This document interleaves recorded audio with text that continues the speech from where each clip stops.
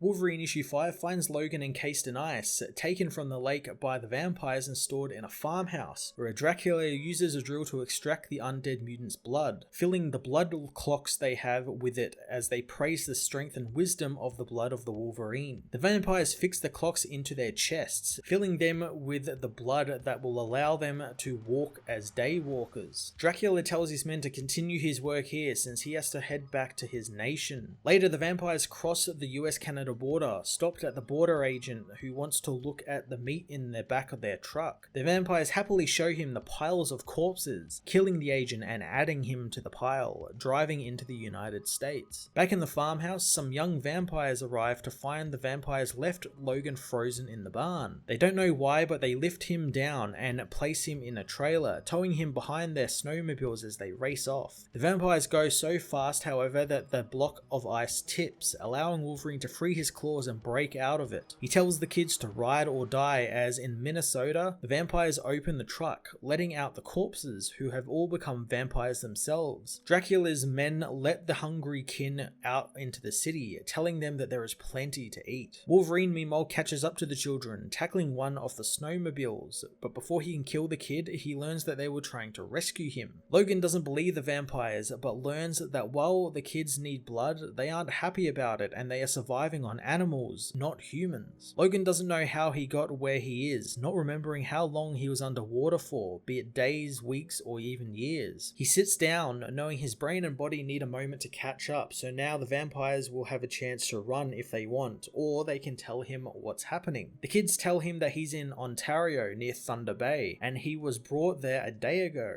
The last thing Logan remembers is Omega Red attacking him, asking the kids about him. He finds out that he is the voice in their heads, singing a song that they don't want to listen to, so they drown it out with their heavy metal and snowmobiles. The kids reveal they are actually talking about Dracula, as later, around a fire, Logan learns that the vampires have taken almost every town and village in the north, except for Black River Falls, and they are next on the hit list. Logan knows that they thought his blood would cure them, but he knows it won't, and the kids think that it would at least taste better than the moose they are currently drinking. Logan carves himself a steak from one of the logs nearby, knowing that they can make a stand in Black River Falls. Meanwhile, at the town, the vampires arrive, killing a drunkard as Wolverine, riding a steak-covered snowmobile, races into town, speeding straight into the truck and destroying the snowmobile along with the truck as he leaps onto its roof. One of the vampires ambushes the children, however, killing them, as Logan knows Krakoa can resurrect people now, and while some mutants will put that to good use, others won't and go the way of the vampire. Wolverine battles the lead vampire as the last remaining child deploys a trap, firing a buzzsaw at the vampire, tailing him, chopping its head off and killing it. Wolverine apprehends the female vampire general, demanding to know why she left him behind. The woman says that they knew he would eventually be free and just go home, not knowing any better, and he asks what they want, learning they wanted the freedom to work day and night, and if they kept him, the X-Men would have come for them, and they aren't ready for them just yet. Logan destroys the woman's blood clock, leaving the woman to burn, as he says time's up for her and for Omega Red. Wolverine issue 5 took the vampire story into a cool new direction as the action ramped up here and saw Logan get to work. Much like the last issue, we had some really cool new characters introduced who were introduced only to be killed a couple of pages later, but again, Benjamin Percy writes these vampire kids as characters you start to sort of care about and want to know more about, and hey, maybe we might actually get to know more about them since there was one survivor and that one survivor could always come back. It does kind of suck that the next issue is going to be X of Swords, since then this whole vampire story, which was just kind of ramping up, has to sort of stop in its tracks to let this X of Swords event happen for a number of issues before going back here. And it sucks because I was getting really hyped for Logan promising to take down Omega Red and had me hyped for a big action issue, but I guess we just have to wait a little bit longer. I'm going to give this issue an 8.5 out of 10.